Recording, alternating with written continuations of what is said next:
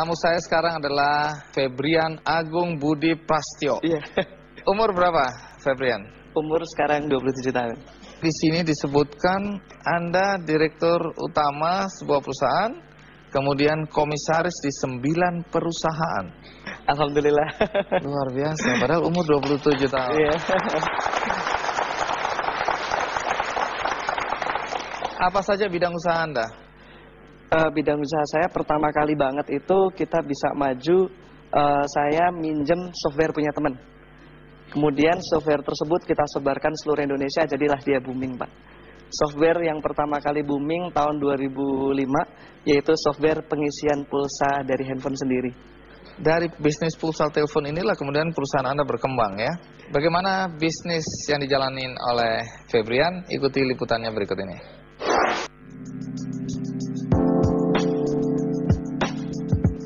Febrian Agung Budi Prasetyo, seorang pria muda yang berusia 27 tahun ini merupakan pria kelahiran Solo yang dibesarkan dalam keluarga sederhana.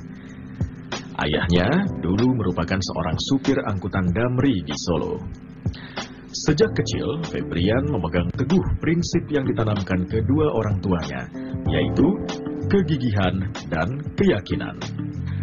Dengan prinsip tersebut, telah mengantarkan Febrian untuk merantau dan menempuh pendidikan di Perguruan Tinggi Institut Teknologi Bandung ITB pada tahun 2002 di jurusan Teknik Kimia. Kesuksesan Febrian berawal ketika masih kuliah dan sudah memulai berbisnis kecil-kecilan dengan berjualan baju.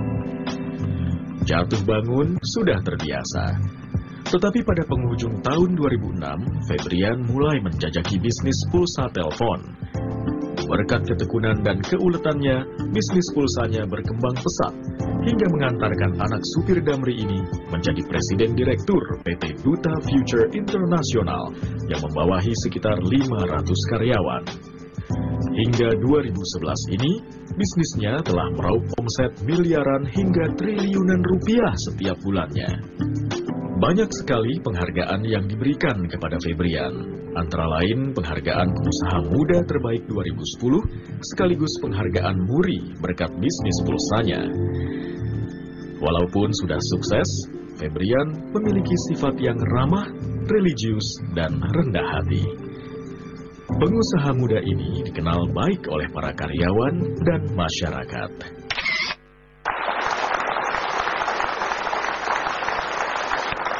Febrian, pasti banyak di antara kami semua di sini tidak percaya ya. Bisnis pulsa bisa meraup miliaran, kemudian dalam waktu 3 tahun tadi bisa sampai triliun ya. Bisa dijelaskan nggak? Bisnis Anda ini seperti apa sih? Jadi bisnis yang saya jalankan itu adalah menjembatani. Jadi kalau saya baca dari beberapa buku tuh, pengusaha sukses itu yang bisa membaca gap antara demand dan supply. Nah, kalau kita lihat sekarang semua orang di Indonesia dari tahun ke tahun pertambahan jumlah pengguna handphonenya itu sampai 20-30 juta. Bahkan sekarang tercatat 156 juta pengguna ponsel di Indonesia. Satu orang bisa punya 2 handphone. Nah, kemudian kita ada punya operator besar kan, operator seluler besar. Nah, operator-operator itu kan nggak mungkin jual pulsa langsung ke konsumen kan. Nah, di sini ada gap yang sangat besar, di mana kalau kita bisa masuk di dalamnya, nah itu kita bisa ngambil ya sebagian dari keuntungan di situ. Keuntungannya sebenarnya nggak besar, Pak. Memang volumenya sangat besar sekali. Kalau teman-teman di sini ingin mencoba bisnis pulsa, jangan ekspektasi nominal besar kemudian profit besar, karena marginnya sangat kecil sekali. Margin kecil, tapi yang Anda gerakan tuh volumenya ya? Volumenya, betul. Lalu yang Anda jual realnya apa di sini? Jasanya, Pak. Softwarenya, Pak. Jadi orang-orang itu bagaimana bisa jual sekian banyak operator hanya dengan menggunakan satu handphone. Klien Anda sekarang berapa banyak? Kalau account yang terdaftar sebagai agent kita itu sekitar 5 juta agent. 5 juta agent? Iya. Setiap agent punya cabangnya lagi gitu? Itu sudah cabang, Pak. Oh, sudah cabang. Ya, itu sudah cabang sampai ke bawah-bawahnya. Tapi kalau yang masih aktif melakukan transaksi itu nggak banyak. Paling sekitar 100 ribuan. Gitu. Karena kebanyakan memang agen pulsa itu, dia itu nyari sumber yang paling murah gitu kan. Dan satu orang pun biasanya dia bisa memiliki beberapa outlet untuk dia jual pulsa. Agen pulsa kita ini bisa dilakukan dengan 2 jalur. Satu jalur direct selling, jadi dia daftar jadi agen, kemudian dia jual pulsa, kemudian atau dia bikin jalur yang selanjutnya yaitu network marketing. Jadi dia daftar jadi agen, kemudian dia ngajak teman-temannya lagi buat jadi agen, gitu Pak. Ini dari mana Anda terpikir untuk bisnis pulsa? Keadaan Pak. Keadaan apa yang terjadi? Keadaannya seperti apa? Jadi dari sejak masuk kuliah, saya aslinya Solo, kuliah di Bandung. Terus apa yang Anda lakukan? Jangan pernah malu untuk mencoba, jangan pernah malu untuk kita jualan. Jadi kalau saya lihat banyak pengusaha-pengusaha sukses ya, itu dia dari jualan apapun Pak. Gitu. Dari jualan itu dia kenal dengan banyak orang. Akhirnya dari saya punya network banyak, saya kenal dengan teman dari ITB, dia teknik fisika, tapi jago IT. Dan dia punya satu produk yang saat itu dia pasarkan hanya di Bandung, yaitu ngisi pulsa dari cuma satu handphone. Tapi begitu kita ambil konsep waralaba pribadi atau direct network marketing tadi, ketika ada satu agen dia bisa kita kasih komisi gitu Pak.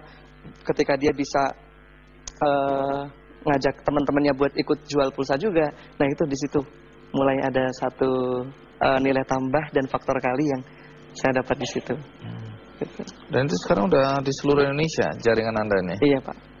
Bahkan katanya sampai buka cabang di Malaysia, Hong Kong, dan Arab Saudi. Iya, Arab Saudi. Kita kalau agen di sana, di Arab Saudi itu udah lebih dari 10.000 agen. Karena di sana TKI gitu ya, mereka isi pulsa, kan bingung ngisi pulsanya dari mana gitu kan. Nah, jadi ngisi pulsa dari tempat saya cepat sekali. Cuma hitungan detik itu pulsa udah masuk. Iya, menarik karena dari pulsa ini kemudian Anda mengembangkan bisnis ke macam-macam ya. Iya. Nah, apa saja bisnis yang dilakukan oleh Febrian dan teman-teman?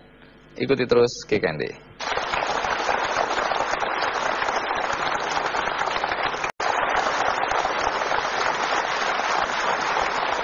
Febrian, dari gagasan untuk jualan pulsa, Anda dalam usia 27 tahun bersama teman-teman sukses, omset miliaran. Nah, kemudian dari sini katanya mulai mengembangkan bisnis lagi ya. Bisnis apa aja itu? Ada bisnis tambang, ada bisnis umroh dan haji plus, terus macam-macam sebenarnya Pak. Cuman sebenarnya ketika saya melakukan itu semua mungkin mencari tantangan ya Pak ya. Tahun 2009, tahun 2010 tuh pengen cari tantangan, kesana kesini. Tapi omset yang didapatkan cukup besar pun tidak ada kepuasan batin Pak yang saya rasakan di sana. Karena di sana ketika kita melakukan pekerjaan yang konvensional seperti itu, ketika kita sukses, kita deal transaksi, kemudian kita berhasil gitu ya Pak ya, kita sendiri yang merasakan biasanya. Tapi di yang saya lakukan di bisnis awal, akhirnya tahun 2010 akhir sampai detik ini, saya memutuskan untuk mengabdikan hidup saya di bisnis tersebut. Jadi bisnis saya masuk apa itu? Yang pulsa DBS Pak.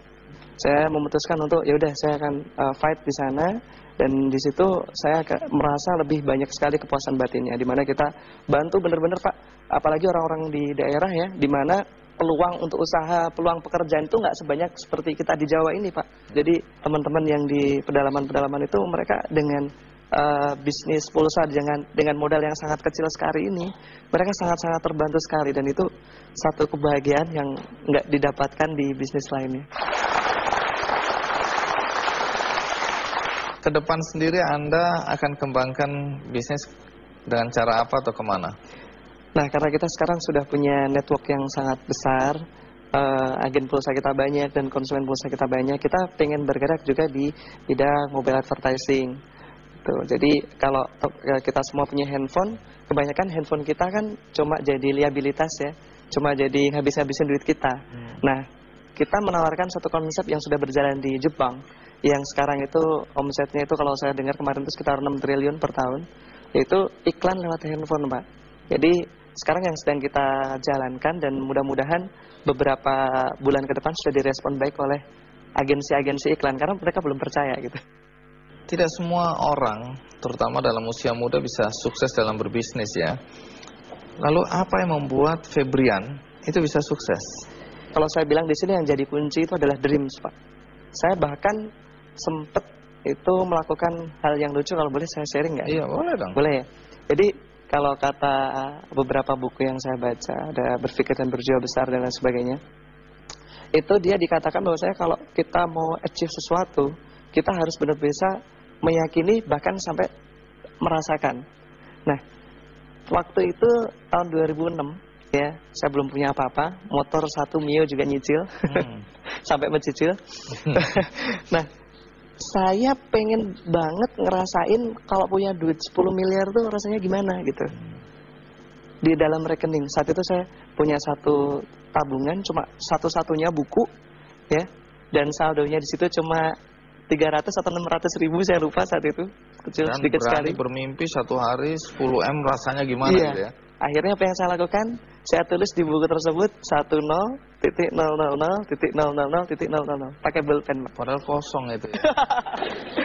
Akhirnya kalau di teller, wah diketawain sama tellernya. Ini maksudnya apa ini? Gitu. Terus? Ya, saya bilang ini adik saya ngerjain saya gitu. Padahal mimpi ya. Iya. Kalau kata orang bilang kan, kekuatan kita di pikiran itu sangat kuat ketika kita dalam alam-alam bawah sadar ya. Ketika kita mau bangun tidur atau kita mau tidur gitu kan. Jadi bangun tidur, saya lihat buku tabungan. Saya punya 10 miliar, yes. Itu memberikan power, Pak. Iya. Itu memberikan power. Itu cocok gitu, karena The Secret mengajarkan hal seperti itu. Apa yang kita inginkan, kita pikirkan, kita ucapkan, kita selalu ingat-ingat terus. Kemudian lanjutan dari The Secret, The Power. Jangan Anda pembaca buku ini ya? Saya baca bukunya, saya lihat filmnya, saya sampai nangis, Pak. Karena di situ dijelaskan kok mirip sekali yang saya lakukan, Pak. Nah, sekarang pertanyaan terakhir yang selalu saya ingin tanyakan, apa nasihat Anda pada anak-anak muda dalam konteks berbisnis? Untuk berbisnis seperti yang saya sampaikan tadi, yang paling penting adalah kita mau dulu. Kemudian dari kita mau tersebut, bagaimana kita bisa membuatnya jadi satu dreams yang bulat gitu. Jadi mimpi yang utuh bulat, gitu utuh. ya, yang caranya pas. Gimana? Pernah nggak kita semua mencoba untuk menuliskan dream kita? Itu jarang, Pak. Jadi nulis saya umur sekian mau gimana, dan itu saya punya teman yang melakukan itu dan hasilnya luar biasa gitu.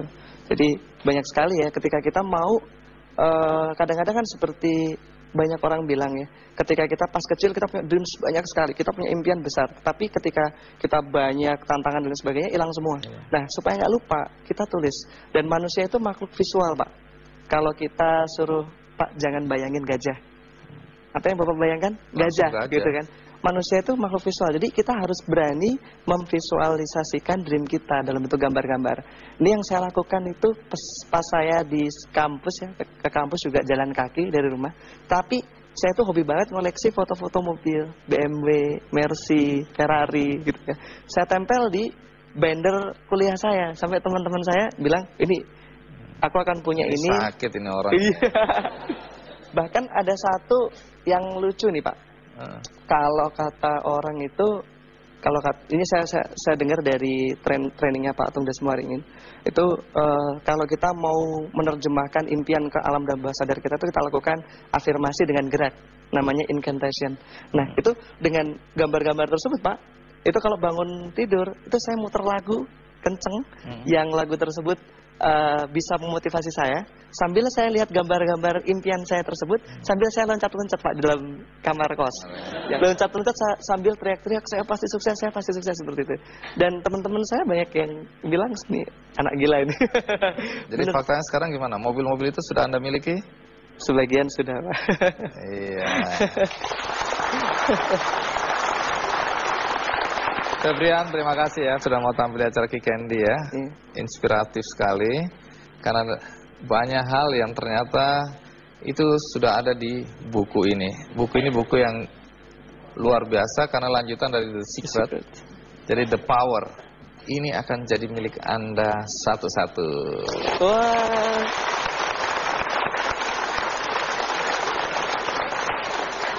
Bagi Anda yang di rumah, jangan takut juga, karena Anda bisa mengakses buku The Power ini secara gratis di situs kikendi.com. Akhirnya, semoga perbincangan yang saya sampaikan pada kesempatan ini berguna bagi kita semua. Sampai jumpa.